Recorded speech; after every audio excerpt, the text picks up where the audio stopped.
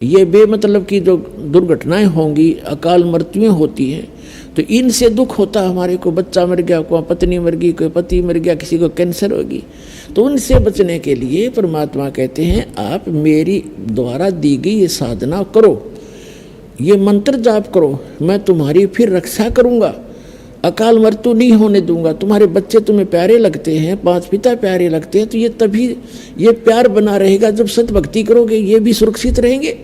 जब तक आप यहाँ रहोगे, आप यहाँ भी ठीक रहोगे, और भगवान बच्चों को भी सद्बुद्धि देगा, आपकी भक्ति बनेगी, आपकी वृद्धावस्था भी अच्छी तरह व्यतीत होगी, क्योंकि सत्संग सुनने वाले और भक्ति करने वाले बच्चे, पुत्र वधू और पुत्र अपने आप विनम्र हो जाते हैं, उनके अंदर दया भाव भर जाती है, और कोई लोभ लालच से वो सेवा नहीं करते, वो एक अपना नैतिक कर्तव्य जानकर फिर सेवाएं करते हैं। तो आपकी वृद्धावस्था भी सुथरी बीतेगी, भगवान की कुछ भक्ति साथ देगी, कुछ बच्चों में परमात्मा उनमें भाव अच्छा भरेगा। तो इस प्रकार परमात्मा कहते हैं जब तक आप यहाँ रहो इस गंदे लोक में, तो हमारी शरण ग्रहण करो, आपको यहाँ भी सुख दूंगा। और जब यहाँ से जाओगे, विमान में बैठकर जाओगे, आपको महसूस ही नहीं होगा कि आपकी मृत्यु हुई। आप शरीर छोड़ोगे पता नहीं चलेगा, क्योंकि ये तो एक ऊपर का खोखा है, ये तो सबसे गंदा बॉडी है जो आपको प्राप्त है, हमें प्राप्त है, और इसमें इसको हम फाइनल मान रहे हैं तो बहुत अच्छा है। ये अच्छा इसलिए है कि इससे हम भक्ति कर सकते हैं, ना युक्ति अच्छा नहीं। और इस भक्ति के लिए ये सबसे अच्छा है, क्योंकि ये मानव शरीर बार बार प्राप्त नहीं होता, इसलिए इसका सदुपयोग करें। अब हम आपको बताना चाहेंगे, ये दास आपको बताएगा कि आप यहाँ फंसे कैसे। सबसे पहले आपको इस भक्ति मार्ग में लगने से पहले, इस ज्ञान को ग्रहण करने से पहले सृष्टि रचना का ज्ञान होना अनिवार्य है। जिसमें आपको सृष्टि रचना का ज्ञान हो जाएगा, फिर आपको सभी सदग्रंथ और यो काल का सारा जाल आसानी से समझ में आएगा। तो पुण्यात्माओं, ये सत्संग, ये ज्ञान हमने कभी सुना नहीं था, जिस कारण से प्रथम बार सुनोगे तो ऐसा लगेगा जैसे वैसे बनावटी सी कहानी है, लेकिन जब सदग्रंथों से दास प्रमाणित करेगा उस कथा को, आप दांतों तले उंगली दबाओगे कि सचमुच ये तो सारा ही सत्य है। अब आपको दास सुनाएगा, परमेश्वर कबीर जी जो हैं, ये धानक दुल्हा रूप में जो काशी में 120 वर्ष रहे थे, ये पूर्ण परमात्मा हैं, ये सारी सृष्टि के रचनहार हैं और हम सभी आत्माओं के जनक हैं। और परमात्मा जैसे कोई क्रिएटर है तो क्रिएशन के बारे में वो क्रिएटर ही बता सकता है, अपने द्वारा रची हुई सृष्टि को रचने वाला ही बता सकता है। इसलिए अभी तक ये सृष्टि रचना का ज्ञान किसी को नहीं था, ना श्री ब्रह्मा को, ना श्री विष्णु को, ना शिव को, केवल उन महापुरुषों को अवश्य हुआ जो परमात्मा से परिचित हुए हैं। जिनमें से कौन कौन हैं? आदरणीय धर्मदास साहिब जी, आदरणीय मुल्कदास साहिब जी, आदरणीय नानक साहिब जी, आदरणीय दादू साहिब जी, आदरणीय गरीबदास साहिब जी, गांव छुरानी, जिला झज्जर, हरियाणा वाले, और आदरणीय गीसा दास साहिब जी, गांव खेकड़ा, पहले जिला मेरठ साहब, बागपत बन गया बताते हैं, जैसा भी, उत्तर प्रदेश वाले। इन महापुरुषों और आदरणीय स्वामी रामानंद जी, काशी बनारस वाले, इनको परमात्मा सीधे मिले और सचखंड दिखाया, ऊपर का सतलोक जहाँ वो परमात्मा रहते हैं, और उनको फिर वापस छोड़ा, अपने गवाह बना के अपने साक्षी बनाए। उन महापुरुषों को ये ज्ञान था, लेकिन उनकी वाणी में इतना डिटेल नहीं बनाया उन्होंने। क्यों? उनको मालूम था कि भगवान ने जो ज्ञान दे ही रखा है तो बार बार उसको बताने का कोई औचित्य नहीं रह जाता। तो परमेश्वर कबीर जी ने अपने द्वारा रची हुई सृष्टि को कैसे बताया है कि पहले केवल परमात्मा कबीर जी थे अकेले, और वो एक कमल के ऊपर विराजमान थे, उसके बाद उन्होंने नीचे के सभी, सबसे पहले उन्होंने अकय लोक, अनामी लोक की रचना की। उसमें वे अकेले रहते हैं, पूरे सारे के सारे लोक में परमात्मा अकेले ही रहते हैं। उस वहाँ बैठकर परमात्मा ने नीचे के 3 लोकों की ओर रचना की अपने वचन से। अकय लोक से नीचे अगम लोक है, उससे नीचे अलख लोक है, उससे नीचे फिर सत्य लोक है। ये 4 लोक हैं ऊपर के, ये अविनाशी कहलाते हैं। और ये चारों मिलाकर भी एक ही अविनाशी लोक कहलाता है। जैसे भारतवर्ष के अंदर बहुत से राज्य हैं और सारे राज्य मिलाकर भी भारत कहलाता है, ऐसे। और परमात्मा ने अन्य तीनों लोकों में भी अपना ही अन्य रूप बनाया और प्रत्येक में ऐसा ही गुम्बद और सिंहासन बनाया, उसमें विराजमान है परमात्मा। और सबसे नीचे वाला जो सतलोक है उसमें भी परमात्मा ऐसे ही एक बहुत बड़े गुम्बद के अंदर और एक सिंहासन पर, तख्त पर विराजमान है। तो वहाँ बैठकर, सतलोक में बैठकर परमात्मा ने पहले सतलोक की रचना की। सतलोक के अंदर पहले एक वचन से 16 द्वीप बनाए और फिर 16 वचनों से 16 पुत्रों की उत्पत्ति की। उनमें से एक अचिंत नाम का भी एक पुत्र है, सहजदास, जोगजीत आदि ये उनके पुत्र हैं। तो उसके बाद परमात्मा ने अचिंत से कहा, उसके बाद परमात्मा ने मानसरोवर वगैरह वहाँ की सब रचना कर दी थी। तब परमात्मा ने ये झटका देने के लिए कि समर्थ का काम समर्थ ही कर सकता है, यदि कोई दूसरा चेष्टा करता है तो वो गलती ही करता होता है।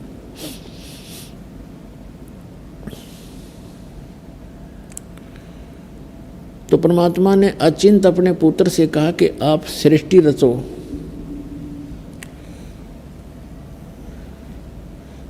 अचिंत ने अपने वचन से अक्षर पुरुष की उत्पत्ति की।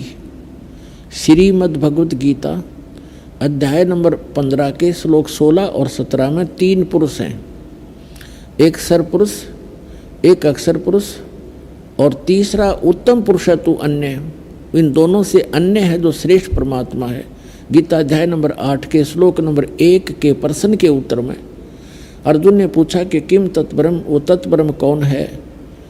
गीता ज्ञानदाता ने गीता अध्याय नंबर 8 के श्लोक नंबर 3 में कहा कि वो परम अक्षर ब्रह्म है। तो सरब्रह्म, सरपुरुष कहो, सरब्रह्म कहो, दूसरा अक्षर पुरुष कहो, अक्षर ब्रह्म कहो, उसे परब्रह्म कहो, और तीसरा परम अक्षर ब्रह्म कहो, परम अक्षर पुरुष कहो, या उसको सत्य पुरुष कहो। वो तीसरा परमात्मा परम अक्षर पुरुष है, उसको हम सत्य पुरुष कहते हैं। अचिंत ने अक्षर पुरुष की उत्पत्ति की और उससे कहा कि आप मुझे सृष्टि रचना में सहयोग दें।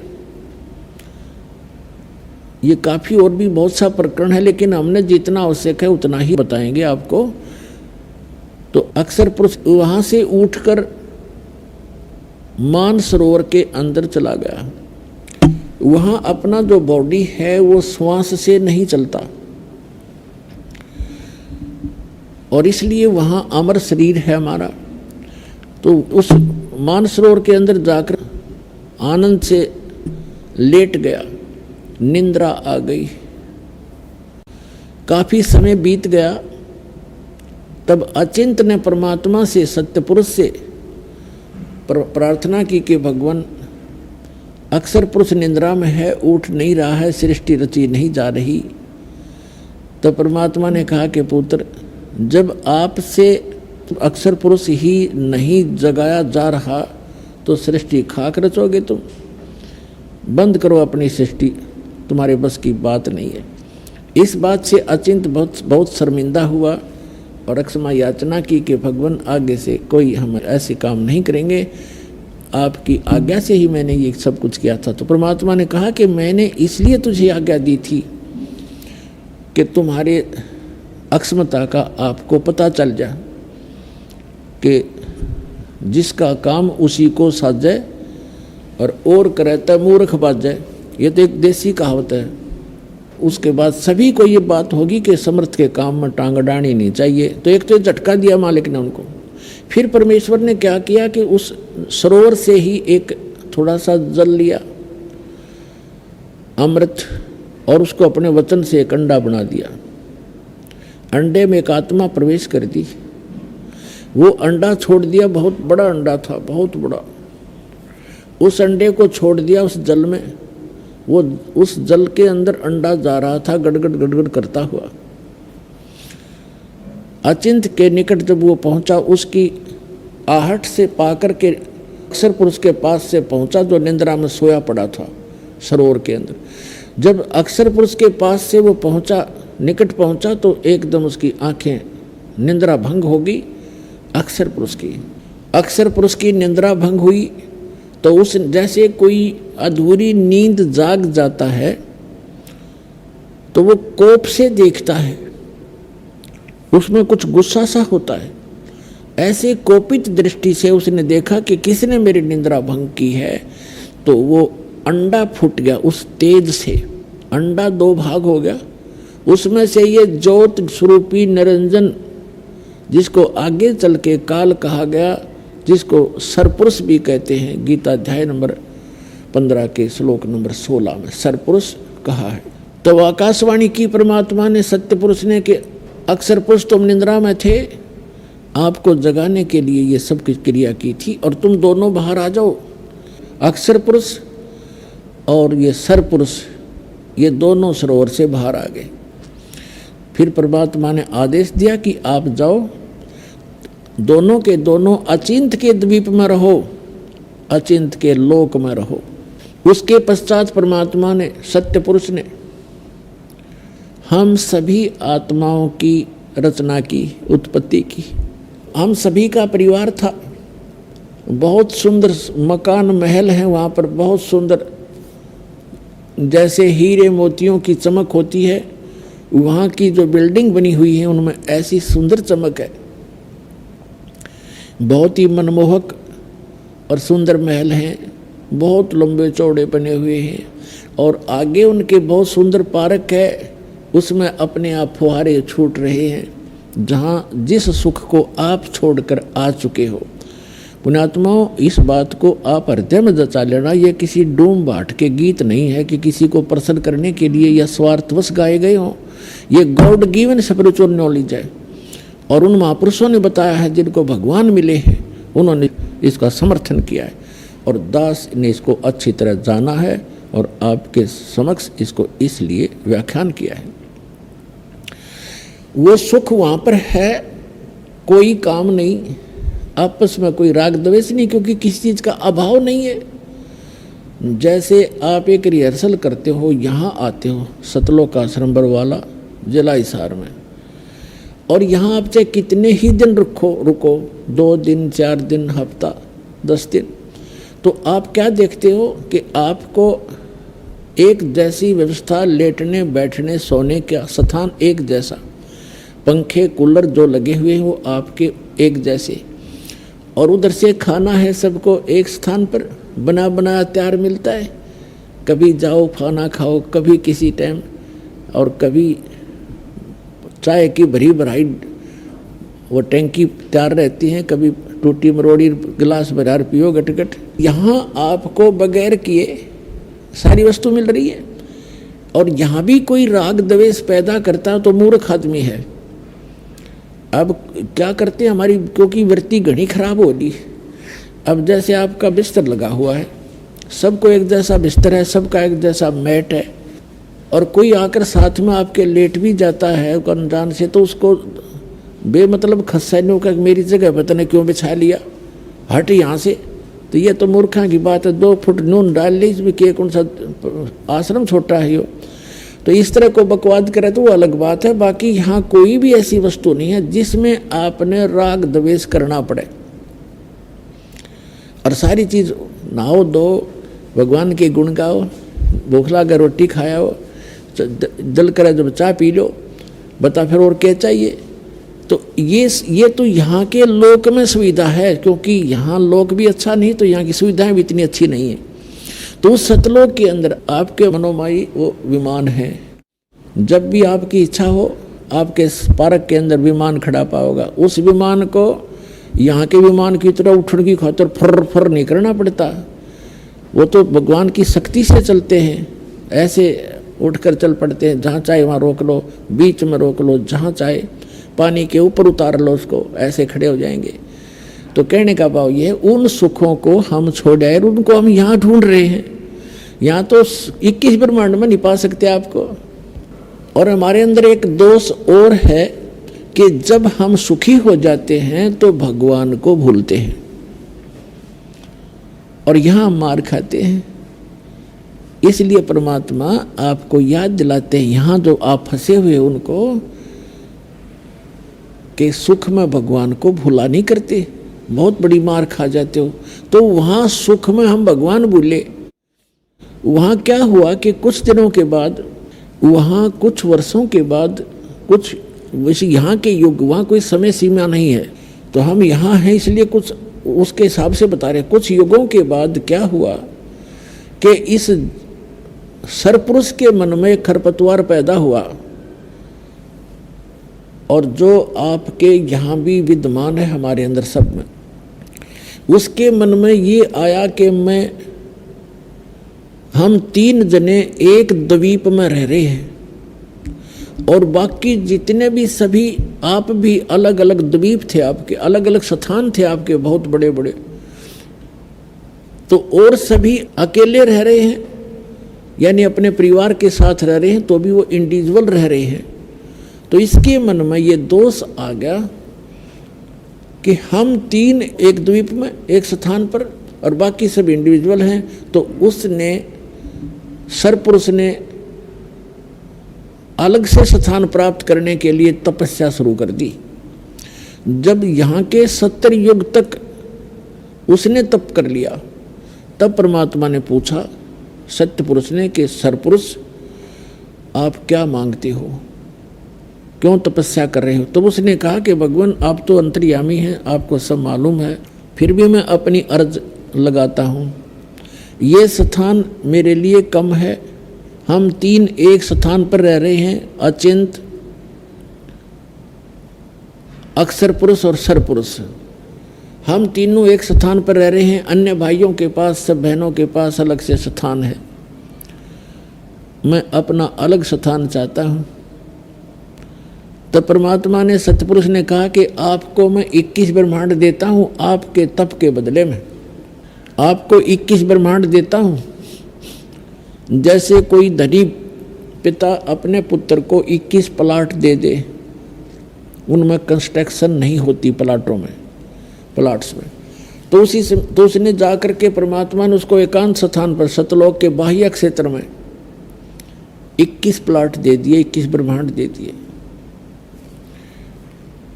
अब ये सरपुरुष वहाँ घूम रहा है, कभी उस प्लाट को देख रहा है, कभी उस प्लाट को देख रहा है, कभी उसको देख रहा है, खाली पड़े। फिर उसके मन में आई कि इनमें कंस्ट्रक्शन हो, रचना हो, तब बात बने। इसने फिर तपस्या शुरू की, क्योंकि सारा कुछ वो कुल मालिक है जिसके आगे सभी भिखारी हैं। तो इस ज्योत स्वरूपी निरंजन अर्थात सरपुरुष ने, काल ने फिर से तपस्या की और 70 युग जब तप कर लिया, जब परमात्मा ने पूछा भी क्या मांग रहा है तू, अब इसने कहा कि भगवान मुझे कुछ सृष्टि रचना की सामग्री दे दो, कुछ मटेरियल दो जिससे मैं सृष्टि रचना, कोई रचना करूं अपने प्लाटों में। तब परमेश्वर ने उसको 5 तत्व और 3 गुण दे दिए कि ले बेटा खेल खिलौनों ते, ये 3 गुण रजगुण, सतगुण और तमगुण दे दिए, और ये 5 तत्व दे दिए, जैसे आकाश, अग्नि, वायु, जल, पृथ्वी आदि। इसने वहाँ पर इन पदार्थों से रचना की, इन मटेरियल से। फिर इसने सोचा कि इसमें कुछ आत्मा भी मेरे साथ हो, अकेला करूँगा क्या। इसने फिर से तपस्या शुरू की अपने आत्माओं हम क्यों फंसे, अब हम यहाँ क्यों फंसे? उसका कारण ये बना कि जब ये तपस्या कर रहा था और हम सभी आत्माएं इसको देख रहे थे, ये एक पैर पे खड़ा होकर तपस्या कर रहा था, कभी उस पैर को बदल लेता था, कभी उसको बदल लेता था, और हम इसको देख रहे थे। हम इसके ऊपर आसक्त हो गए, क्योंकि वहां अब हमारी नज़र जो है बहुत तेज होती है, बहुत दूर से भी हम बिल्कुल साफ देखते हैं।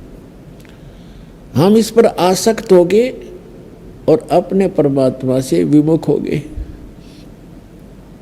हम पतिव्रता पद से गिर गए। अब ये बुराई आपके अंदर आज भी है, हमारे अंदर। जैसे कोई हीरो या हीरोइन, अभिनेता या अभिनेत्री अपनी रोजी रोटी के लिए चटक मटक डांस डूंस करते, बेमतलब की एक्टिंग करते, और ये युवा बालक लड़के और लड़कियां उनके ऊपर आसक्त हो जाते हैं।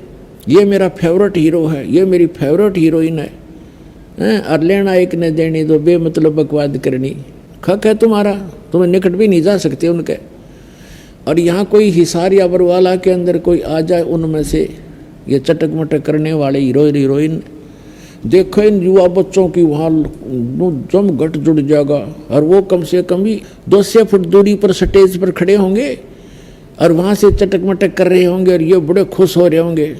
बता, सारे दिन धूल फाँक कर उल्टे आ जाए, खाक मिला उनसे उनको। वो अपनी रोजी रोटी के लिए प्रसिद्धि पा रहे हैं और ये बच्चे उसके ऊपर आसक्त हो रहे हैं। तो ये बीमारी हमारे वहाँ लगी थी, ये दोष हमारी आत्मा में वहाँ से घर किया हुआ है। और जैसे कितने ही अच्छे भाई बहन हैं, कितने उनमें प्यार है, और कुछ दिनों के बाद विवाह होगा, विवाह होते ही अलग होना कंपलसरी है। उन्हें मरोड़ी कुछ भी लग गया उनके मन में, अलग जरूर होंगे, रह ही नहीं सकते। तो ये भी वहाँ से लगी थी।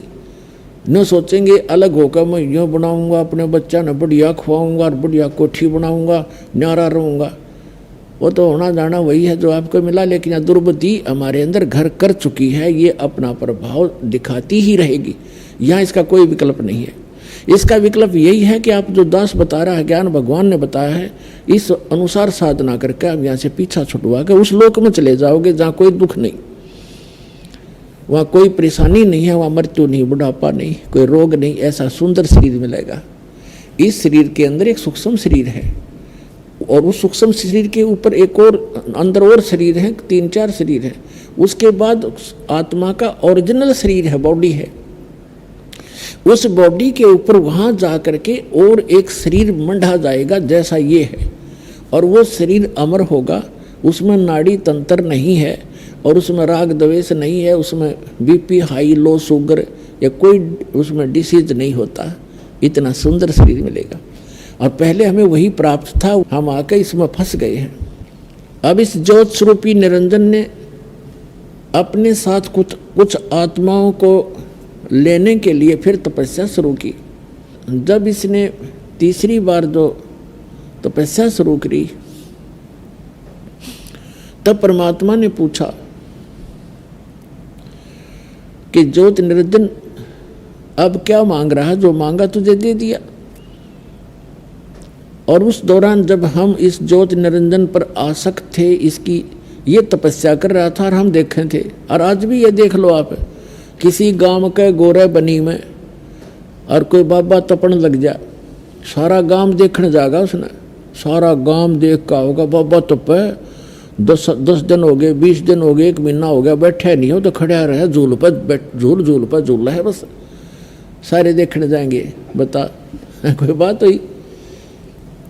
अब जैसे एक आदमी लड्डू खावे मान लीजिए, और दूसरे उसने देखने जाओ लड्डू खावे, हो देख लड्डू खावे, क्या तो गया, फिर कहता आप भी खाओ जब पेट भरे। तो इस तरह की जो बुराइयां हैं ये हमारे वहाँ से घर करी हुई हैं, और वही हमारे अंदर आज ये हमें परेशान रखती हैं। उसी तरह हम क्रिया कर रहे होते हैं। अब क्या हुआ कि बीच बीच में जब हम उसको देख रहे थे, उसकी तरफ हमारी आसक्तता बन गई थी, ज्योत निरंजन की तरफ, सरपुरुष की तरफ। तो परमात्मा आकाशवाणी किया करते थे कि बच्चों तुम ना देखो इसको, अपना मस्त रहो और इसको अपनी क्रिया करने दो। हम क्या करते रहे, ये आदत अपने यहाँ भी है कि हम ऊपर से तैसे हो गए जैसे बिल्कुल हम नहीं देख रहे हैं, पर अंदर से कसक ज्यों की तो बनी रही। इसकी चाह हमारे हृदय में घनी बन गई, हम आसक्त हो गए इस पर बुरी तरह, और वो अंतर्यामी जान गया कि इनका ये नाश निकट है, ये मुझसे भी धोखा कर रहे हैं, मुझे भी ऊपर से दिखा रहे हैं कि हम नहीं देख रहे हैं और अंदर से उसको चाह रहे हैं। तो हम पति भर्ता पद से गिर गए। तो परमात्मा ने कहा कि बोल भाई, तो परमात्मा ने हमें वहाँ से निकालना अनिवार्य समझा। किस प्रकार?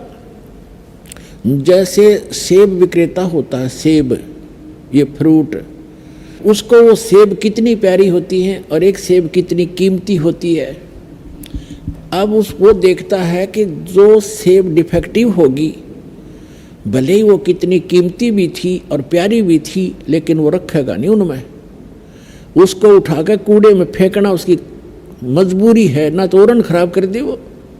तो इस प्रकार हम वो डिफेक्टिव सेब हो गए उस भगवान के। उनकी आत्मा बड़ी दुख पावे है जब सेब विक्रेता की एक सेब खराब हो जाए, उसको पता कितना लॉस हो गया, लेकिन मजबूरी है उसको वहाँ से फेंकना एक कूड़े में। तो पुण्यात्माओं, परमात्मा ने हमें वहाँ से उठाकर इस कूड़े में डालना अनिवार्य समझा, ना औरों को खराब कर देते। तब परमात्मा को मालूम था। तब परमेश्वर ने कहा कि ज्योत स्वरूपी निरंजन तीसरी बार किस लिए तप कर रहा है? तब उसने कहा कि भगवान मुझे कुछ आत्माएं दे दो। तब परमात्मा ने कहा भी मैं ये आत्मा नहीं दे सकता, क्योंकि ये मेरे अंश हैं, मेरे शरीर से निकले हैं, वचन से उत्पन्न हुए हैं। अपने आत्मा, जिस माँ से किसी बच्चे ने जन्म लिया हो उसकी ममता उसको पता होता है। एक माई का ऐसा लड़का हुआ कति अपंग सा, और उसमें भी उसकी इतनी गजब की ममता होती है, बेशक वो कैसा ही है लेकिन उसकी आत्मा उसमें फंसी हुई होती है। इसी प्रकार वो परमात्मा कहते हैं कि ये सभी आत्माएं मेरे से उत्पन्न हुई, मेरे शरीर से निकली है।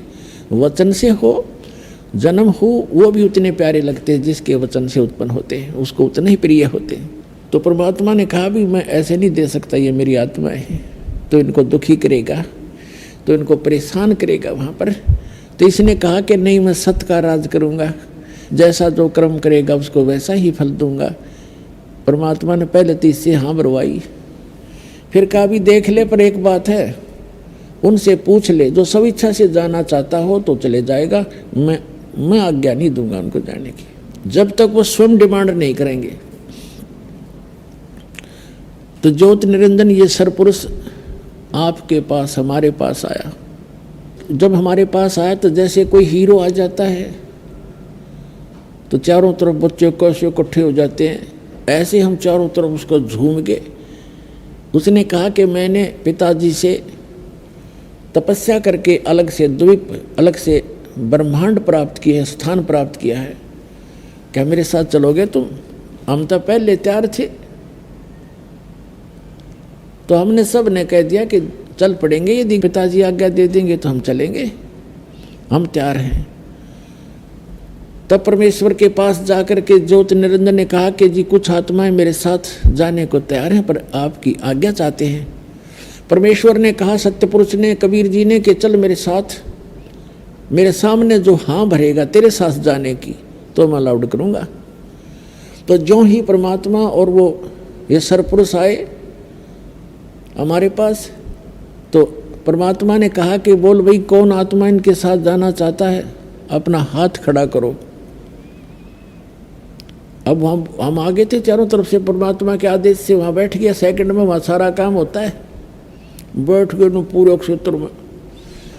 तो परमात्मा ने कहा कि जो इनके साथ जाना चाहते हैं, सरपुरुष के साथ इसके ब्रह्मांडों में रहना चाहते हैं, हाथ खड़ा करो। अब परमात्मा पहले ही आकाशवाणी करके हमें समझाया करते थे कि इस पर आसक्त ना हो तो मार खा जाओगे। अब उस दिन वो बात उनका याद आई और पिताजी के सामने अब कैसे कहें हम जाना चाहते हैं, सन्नाटा छा गया, कोई नहीं बोला। तब परमेश्वर ने कहा कि सरपुरुष आप तो कह रहे थे कुछ जाना चाहते हैं तो बोलते ही नहीं, झूठ बोल रहा तू।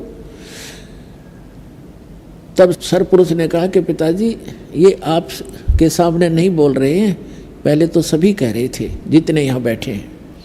तब इतनी बात हो रही थी, तभी एक आत्मा ने खड़ा होकर के स्वीकृति दी उसको। अब जो ही उसने एक खड़ा हुआ तो हमने सभी ने हाथ खड़े कर दिए और खड़े भी हो गए। हमने सोचा कहीं ये अकेला ही सारा काम लूट ले और हम रह जा पीछे। देखा देखी सारे खड़े हो गए, जितने यहाँ फंसे हुए हैं, चींटी बने हैं, हाथी बने हैं, कुत्ते बने हैं, गधे बने हैं, सुअर बने। पर हर में जो हम वहाँ से आए, हम वहाँ सभी मानव शरीर थे हमारे। तो परमात्मा ने कहा ठीक है ज्योति निरंजन यानी सरपुरुष तू जा अपने लोक में, 21 ब्रह्मंडों में जा। जिस जिसने तेरे साथ जाने की स्वीकृति दी है उनका मुझे सब मालूम है, मेरे पास उनके सब कोड वर्ड नंबर उपलब्ध हैं। इन सबको मैं भेजूंगा, पर न्यू का न्यू लापड़दा नहीं भेज सकता। इनको मैं अलग से व्यवस्था करूंगा, बीज रूप में बनाऊंगा पुनः। और अब तू जा, वो भेज दिया। जिस आत्मा ने सबसे पहले स्वीकृति दी थी उसको एक सुंदर लड़की बना दिया अपने वचन से, और उस लड़की के अंदर वो सभी आत्माएं सूक्ष्म रूप में डाल दी। अपने आत्माओं जैसे एक वट वृक्ष देखा होगा, बड़का वृक्ष। वड़का वृक्ष इतना बड़ा होता बहुत गुना, और उसका बीज होता है राई जितना, राई से छोटा होता है बड़का बीज। अब परमात्मा ने उन सबको बीज रूप बना दिया। परमात्मा की वचन में सारी शक्ति है, वो कुछ भी कर सकता है। तो जितने भी वहाँ थे सब बीज रूप में बना दिए, और उस बीज को अपने वचन से उस लड़की जो बनाई थी प्रथम जिसने स्वीकृति दी थी उसके शरीर में प्रवेश कर दिया, सारे के सारे बीज रूप में। और उस लड़की से कहा कि बेटी अब तेरे को वहाँ भेज रहे हैं ज्योति निरंजन के पास, सरपुरुष के पास, और उसके साथ मिलकर तू ये सृष्टि रच देना। तेरे को वचन शक्ति दे दी है मैंने। वचन से जितने भी तू जीव कहेगी, चाहे पशु बनाना, चाहे पक्षी बनाना, और चाहे तो देव बनाना, मनुष्य बनाना, जैसा सोचेगी वैसे ही बन जाएंगे। अपने पुत्र सहजदास से कहा कि सहजदास अपनी बहन को ज्योति निरंजन के पास छोड़ आओ। अब उस सरपुरुष के पास, और उसको बता देना कि ऐसे ऐसे मैंने इसके अंदर सभी वो आत्माएं जो तेरे साथ आना चाहती थी बीज रूप में डाल दी हैं, और ये बहन जितने भी तू कहेगा उतने ही नर और मादा उत्पन्न कर देगी। इसमें ऐसी शक्ति भी मैंने भर दी है, वचन में शक्ति दे दी है। सहजदास ने जाकर के ज्योति निरंजन से सारी वार्ता सुना दी, और लड़की को वहाँ छोड़ कर वापस आ गया। अब वहाँ दोनों अकेले रह गए, सरपुरुष और ये लड़की जिसको अब दुर्गा कहते हैं, जो अष्टंगी कहलाती है। अब ये दोनों रहे। तो लड़की युवा होने के कारण उसका रंग रूप निखरा हुआ था। तो पुण्यात्माओं, ये बलात्कार की जो बुराई हमारे अंदर घर की है सभी प्राणियों में, ये वहीं से रोग लगा था। अब जिस राजा यानी जिस भगवान के, जिस स्वामी के राज में हम रह रहे हैं, उस जैसा भाव सबका बन ही जाता है। यथा राजा तथा प्रजा। तो ज्योति निरंजन ने वहाँ उस लड़की के साथ बलात्कार करने की चेष्टा की। लड़की अपना हर सामर्थ्य तक अपनी इज्जत की रक्षा के लिए वो सब कुछ करती है। तो उस दुर्गा ने कहा कि ज्योति निरंजन बात सुन, देख तो पहले अंडे से उत्पन्न हुआ पिता के वचन थे, बाद में हमारी उत्पत्ति हुई, हम आपके छोटे भाई बहन हैं। अब मैं पिता के वचन से उत्पन्न हुई हूँ लड़की, आप पिता के वचन से हुए हो लड़के, तो मैं आपकी बहन हूँ, और बहन के साथ ये दुष्कर्म तुझे पापग्रस्त कर देगा, तू जुल्म ना करे। और मेरे पास पिता की दी हुई वो वचन शक्ति है, जितने प्राणी तू कहेगा मैं उत्पन्न कर दूंगी। पर ज्योति निरंजन जो है वो कामवश इतना अंधा हो गया था, वासनावश, कि उसने एक नहीं सुनी और लड़की के साथ अत्यधिक निकट आकर दुर्व्यवहार करने की चेष्टा की। अभद्र तरीके से मुंह खोला तो लड़की ने कोई और चारा ना दिखा, सूक्ष्म रूप बनाया और उसके अंदर प्रवेश कर गई। मुख के माध्यम से पेट में चलेगी और कहीं अपनी इज्जत की रक्षा उसको लगी नहीं, सुरक्षा का स्थान नहीं मिला। और वहाँ पेट से पुकार किया परमात्मा से कि हे पिताजी मेरी रक्षा करो, हे पिताजी मेरी रक्षा करो। परमात्मा को पता था कि इनको किसे लड्डू देगा, यूं जाके पता था पहले। तब परमात्मा अपने पुत्र जोगजीत का रूप बना के, जो प्रथम सबसे पहले 16 उत्पन्न किए थे उनमें से सहजदास, जोगजीत, अचिंत, तो जोगजीत का रूप बना के उस सरपुरुष के 21 ब्रह्मांड में प्रकट हो गए और कहा कि ज्योति निरंजन तने जुल्म कर दिया। ऐसे सच्चे लोक में जो ऐसा जुल्म करता है उसको बहुत भयंकर दंड मिलता है। सुन ले आदेश परम पिता का, आज से तेरा नाम काल होगा। 1 लाख मानव शरीरधारी प्राणियों का तो नित आहार किया करेगा। तूने इस लड़की को अपने निगल लिया, इसके साथ दुर्व्यवहार किया है। लड़की को उसके पेट से निकाल दिया, उसके पेट को चीर कर, और कहा कि तुम दोनों अब निकल जाओ 21 ब्रह्मांड को लेकर इस सच्चे लोक तय सतलोक से। अब वहां ज्योति निरंजन ने बहुत प्रार्थना की, विनय की, गिड़गिड़ाया कि भाई मुझे माफ करवा दो पिताजी से। खुद मालिक खड़े थे और खड़े थे वो अपने पुत्र जोगजीत के रूप में।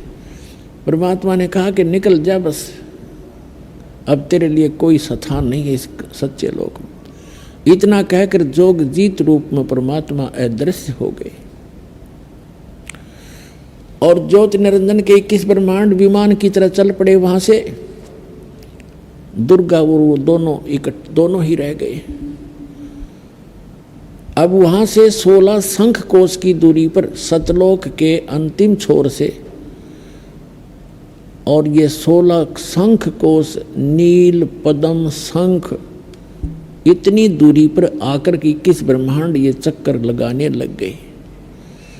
अब ज्योति निरंजन के मन में और ज्यादा क्रोध पैदा हो गया और उसने ठान ली कि जितने भी आत्माएं जन्म होंगे वो भगवान की आत्मा तो उसी की है, उनको सताऊंगा और उस सतपुरुष को यानी पिता को दुखी करूंगा, उनकी आत्माओं को खूब सताऊंगा।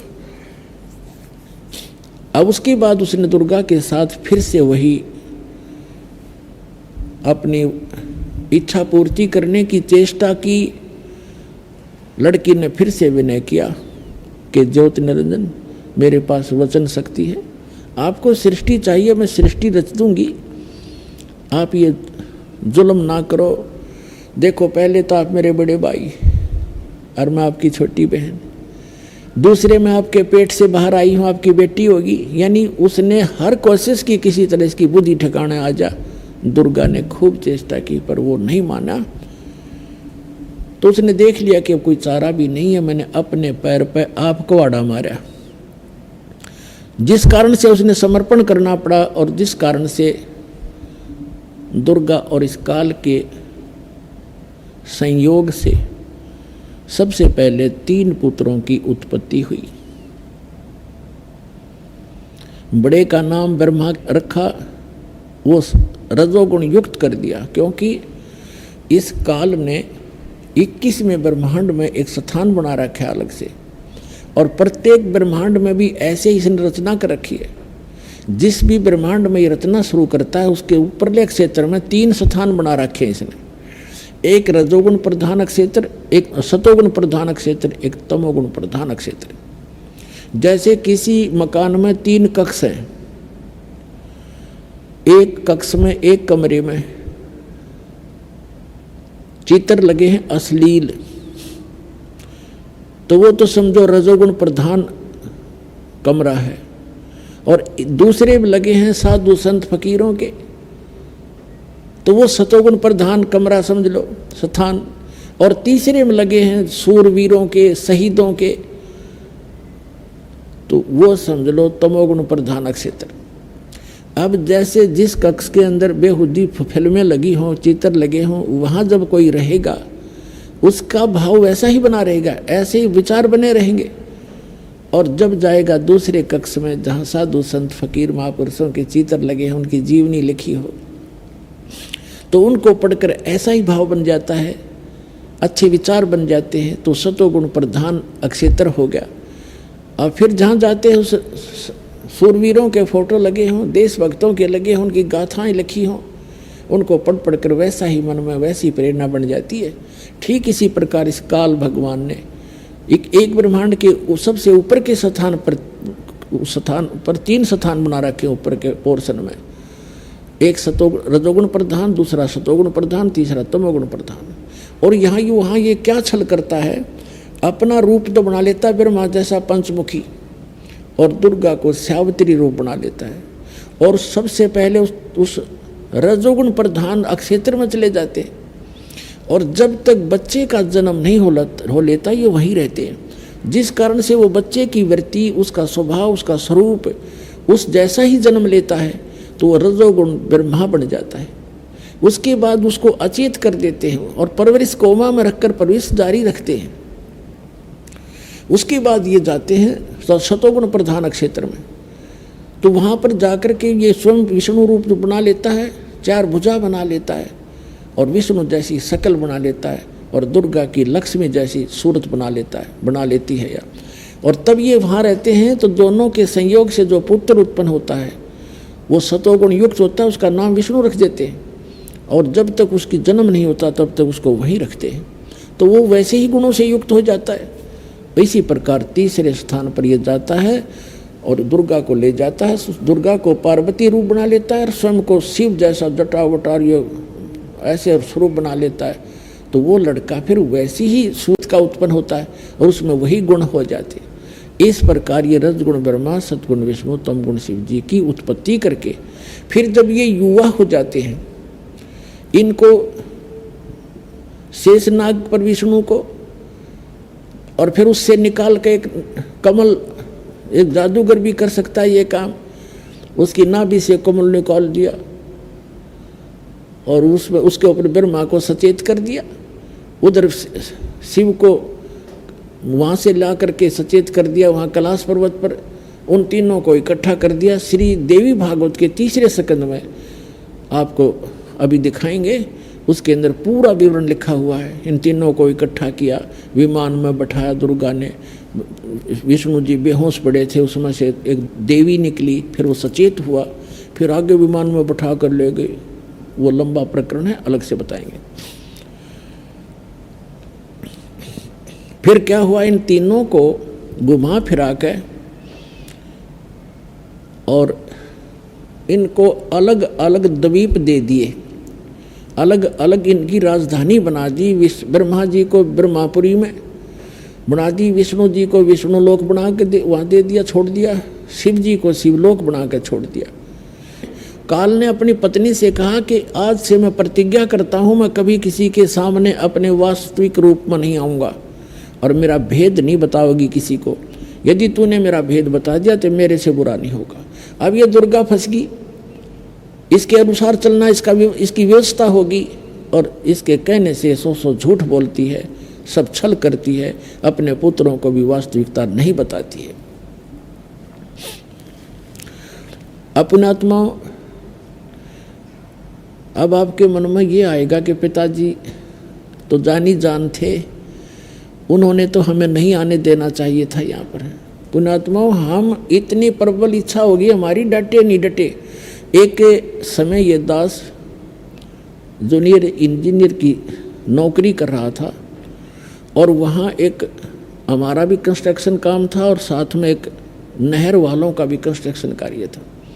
तो वहाँ एक लड़की मजदूरी कर रही थी। दोपहर के समय वृक्ष के नीचे मजदूर भी बैठे थे, हम भी वहाँ बैठे थे, हम भी अपना खाना ले गए थे, वो खा रहे थे, वो बच्चे भी, वो मजदूर भी खाना खुना खा रहे थे। और एक लड़की रो रही थी बुरी तरह। उसके 2 बच्चे थे, एक तो वहाँ नीचे सो रहा था मिट्टी में, और एक को उसने वृक्ष के टांग रखा था, एक कपड़े में बांध कर, जैसे पालना सा बना देती है। उससे पूछा कि बहन क्यों रो रही है तू, क्या बात है, ना खाना खाया आपने? उसने बताया कि मैं एक बहुत बड़े धनी बाप की बेटी थी और मैंने अपने कर्म आप फोड़ लिए। जिसकी आज मैं विवाह किया है, मैंने अपनी मर्जी से विवाह किया है, और ये हमारे वहाँ नौकर था और मैं इसके जाल में फंस गई। मेरे माता पिता ने मुझे खूब समझाया, बेटा बहुत दुख पावेगी और हम विवाह ही तो करना है, हम कर देंगे, तेरा अच्छी तरह करेंगे, अपनी देख रेख में रखेंगे। लेकिन मैं कतई नहीं मानी, मैं इतना आसक्त होगी इस दुष्ट व्यक्ति पे। अब तो रो रही थी वो अपने कर्मा ने, और मैं रात को भाग गई थोड़ा बहुत जेवर गहना लेकर घर से, और इतनी दूर आ गए कि हमारे माता पिता को हमने बताया भी नहीं, पता भी नहीं चलने दिया। अब मेरे 2 पुत्र हो गए, जो धन में लाई थी वो सारा इसने शराब पी कर खो दिया। अब मैं मजदूरी करती हूँ और वो शराब पी कर घर पर पड़ा है, इसलिए रो रही हूँ। मैंने अपने कर्म फोड़ दिए, अपने पैर पे आपको आड़ा मार लिया। माँ बाप ने तो बतेरी समझाई थी पर मैं मानी नहीं। तब परमात्मा की ये कथा दास को याद आई कि हमने भी ऐसे अपने पैर पे कुहाड़ा मार रखा है, हम डटे नहीं डटे, और ऐसे ही फिर बाद में कष्ट उठाने ही पड़ते हैं। अब वो दयालु उस पिता से भी दयालु अब कह रहा, बेटे बच्चों तुम फिर आ जाओ यहाँ पर, हमें फिर वापस आने का एक तरीका बता रहा है। तो अब जो प्रसंग चल रहा है उसको पूरा करते हैं। उसके बाद क्या हुआ, अब इन तीनों का विवाह करना कंपलसरी था। दुर्गा ने अपने वचन से 3 पुत्री उत्पन्न की। पुण्यात्माओं, आप ये ना समझना कि दास ने ये सदग्रंथ पढ़ के थोड़ी बहुत अटकलबाजी ला रखी है। 600 वर्ष पहले परमात्मा ने ये वाणी लिखी हुई है जो दास आपके रूबरू करेगा, और आज हमारे सदग्रंथों में प्रमाण है जिसको आज तक हमारे धर्म गुरु नहीं बता सके। श्रीमद् भगवत गीता अध्याय नंबर 7 के श्लोक 24 और 25 में ये गीता ज्ञानदाता यही ये काल है, हमेशा ये गुप्त रहता है। गीता अध्याय नंबर 4 के श्लोक नंबर 9 में कहता है कि मेरे जन्म और कर्म अलौकिक हैं, अद्भुत हैं।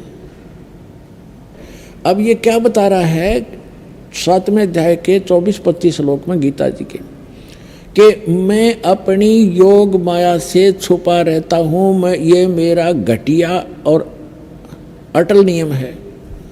मैं कभी किसी के समक्ष अपने वास्तविक रूप में नहीं आता। और ये जन समुदाय अबुद्ध यानी बेबुद्धि के, ये मंदबुद्धि के लोग मुझे कृष्ण मान रहे होंगे। अर्जुन मैं कृष्ण नहीं हूँ, श्री कृष्ण में बोल रहा था वो प्रेत की तरफ, ज्योत निरंजन ये काल। वो कहता है कि ये मेरा घटिया अटल नियम है, अनुतम अव्यय, ये अटल नियम है मेरा, अनुतम माने घटिया, कि मैं कभी किसी के समक्ष नहीं आता। तो इसने प्रतिज्ञा कर रखी है, परमात्मा ने 600 वर्ष पहले बताया था, सदग्रंथों में हमने अब पाया है ये लिखा हुआ। जब ये बुद्धि काम की परमात्मा कबीर जी की दया से वो सदग्रंथ समझ में आए हैं, तो उसने कहा कि मैं कभी किसी को दर्शन नहीं दूंगा, मैं अपने वास्तविक रूप में कभी नहीं आऊँगा, तुम मेरा भेद मत बताना और सारे संसार को संभाल। तब दुर्गा ने कहा कि आप अच्छी बात करते हो, मैं एक औरत और इतने बड़े 21 ब्रह्मांड को कैसे संभालूंगी। अब मैं फंस गई आपके कितने नाच नचाले, तो कैसे संभाल पाऊंगी मैं। तब उसने कहा था कि तू चिंता मत कर, सब कुछ मैं करूंगा, पर करूंगा गुप्त रूप से, किसी को पता नहीं लगने दूंगा। आकाशवाणी की इस काल ने कि दुर्गा इनका विवाह कर। तब दुर्गा ने अपने देवी जी ने अपने मुख से अपने वचन से 3 पुत्रियां उत्पन्न की और समुद्र में छुपा दिया। उसने सारा बता दिया काल ने, इनको समुद्र में छुपा दे जाके अपनी शक्ति से अचेत करके। और उधर से मैं सारी व्यवस्था करता हूँ वहाँ पर। इस काल ने एक पर्वत रखा, उसके चारों तरफ शेष नाग लपेट दिया और कहा 3 पुत्रों को भेज दिए, उस सागर मंथन करें। अब तीनों वहाँ पर गए। दुर्गा ने बता दिया कि जाओ सागर मंथन करो, वहाँ सारी व्यवस्था मिलेगी। इन्होंने जो ही वो पकड़ के लाए, तो कब बहाना था, अपने आप घूम रहा था, सारा कुछ बहाना था। तो उसमें से 3 लड़कियां निकली। दुर्गा ने कहा था कि जो भी वस्तु निकले उसकी पहचान रखना, अलग अलग लाना। जो प्रथम निकले, द्वितीय निकले, तृतीय निकले, उनको याद रखना कौन सी पहले, कौन सी दूसरी, कौन सी वस्तु तीसरी बार आई। तो 3 लड़कियां आई। वो फंक्शन अपने आप बंद हो गया, नहीं चला। वो समझ गए कि बस यही मिलना था। वापस आ गए, अलग अलग लड़कियों को साथ लेकर के माँ से बताया कि ये प्रथम निकली थी, ये द्वितीय निकली थी, ये तृतीय निकली थी। इसी प्रकार इन तीनों पुत्रों का जन्म हुआ था। प्रथम ब्रह्मा का हुआ था, दूसरा विष्णु का हुआ था, दुर्गा और इस काल के संयोग से, और तीसरा शंकर का हुआ था। तब दुर्गा ने कहा कि जो प्रथम निकली थी उसका नाम सावित्री रखा और ब्रह्मा से विवाह कर दिया। वहाँ कोई बारात नहीं थी उस समय। पुण्यात्माओं कुछ ध्यान देना दास के वचनों पर। जिस समय ब्रह्मा और विष्णु का विवाह हुआ, शिव का विवाह हुआ, वहाँ बारात नहीं थी। माँ ने कह दिया यह लड़की बेटा तेरे ब्याह दी, हो गया ब्याह। ऐसे दूसरी का नाम लक्ष्मी रखा और विष्णु से शादी कर दी जो दूसरी बार निकली थी। और तीसरी बार जो निकली थी सबसे लास्ट में, वो शंकर से ब्याह दी। अब जो हम ड्रामा करते हैं ये हम भगवान के विधान के विरुद्ध करते हैं। बारात ले लेना, नाचना और कूदना और फंड करना। तो यहाँ से फिर इस काल भगवान की सृष्टि प्रारंभ हुई। सुर असुर उत्पन्न हुए। आगे फिर चलकर ये पूरा ब्रह्मांड, ये पृथ्वी सृष्टि से भर गई। अब इसका प्रमाण आपको थोड़ा सा 600 वर्ष पहले परमात्मा ने बताई अपनी अमृतवाणी में सुनाता हूं, ताकि आपको विश्वास होगा। अब इति सिद्धम के दुर्गा और काल के संयोग से, पति पत्नी व्यवहार से विष्णु की उत्पत्ति हुई। अब सिद्ध हो गया विष्णु की माता दुर्गा और पिता ये सदाशिव का पिता। नेक्स्ट है समाप्त हुआ। देखिए अब ये हमने पढ़ा, तेरा विष्णु नाम विख्यात हुआ, 6ठा अध्याय समाप्त हुआ। 7वें अध्याय में रुद्र संहिता और पृष्ठ नंबर 103 पे अब ब्रह्मा जी कहते हैं देवर से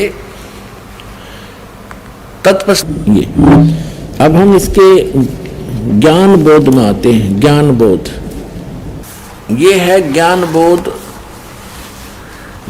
बोध नामक अध्याय है और बोध सागर एक खंड है। इसके 21 पृष्ठ पे हम आपको सुनाते हैं। परमात्मा ने कहा धर्मदास ये जग बोरा ना, कोई न जाने पद निर्वाणा। निर्वाणा माने मोक्ष मार्ग, किसी को ज्ञान नहीं। निर्वाण माने मोक्ष। यही कारण मैं कथा पसारा, जग से कहिए राम नियारा। ये मिसप्रिंट कर रखा है। इन कबीर पंथियों ने अज्ञानता के कारण कई अक्षर बदल रखे हैं। ये राम है। यही ज्ञान जग जीव सुनावो, सब जीवों का भरम नसाओ। अब मैं तुमसे कहूँ चिताई, तेरे देवन की उत्पत्ति भाई। तेरे तीनों देवताओं का जन्म मृत्यु बताता हूँ, कैसे उत्पत्ति हुई। परमात्मा ने कहा कि धर्मदास अपनी प्यारी आत्मा धर्मदास जी को, क्योंकि परमात्मा का विधान है, परमात्मा का जो नियम है वो अटल है। और यही वेदों में प्रमाणित है कि वेदों में भगवान की महिमा लिखी है परमात्मा की। उसमें कहा है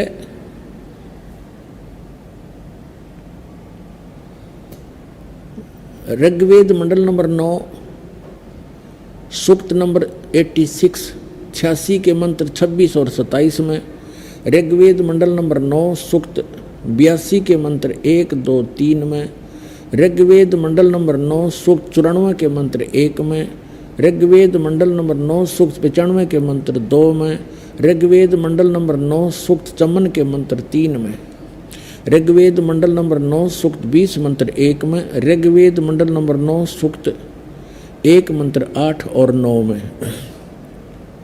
ऋग्वेद मंडल नंबर 9 सूक्त 96 के मंत्र 16 से लेकर 20 तक और भी अनेक स्थानों पर ये प्रमाण है कि वो परमात्मा ऊपर के लोक में रहता है।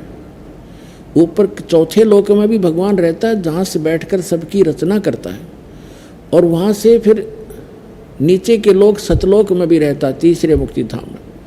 वहाँ से गति करके चलता है, वहाँ से गति करके आता है और अच्छी आत्माओं को मिलता है, उनको ज्ञान बताता है, यथार्थ ज्ञान से परिचित कराता है, और वो कवियों की तरह असर करता है और अपने ज्ञान को लोकोक्तियों के माध्यम से, दोहों के माध्यम से वो बोल बोल के उच्चारण करके सुनाता है। गीता अध्याय नंबर 4 के श्लोक नंबर 32 में कहा है कि अर्जुन, यथार्थ जो भक्ति और यज्ञों की जानकारी विस्तार के साथ सच्चिदानंद घन ब्रह्मण मुखे, सच्चिदानंद घन ब्रह्म ने जो अपने मुख कमल से ज्ञान बोला है, उसमें है वो यथार्थ ज्ञान।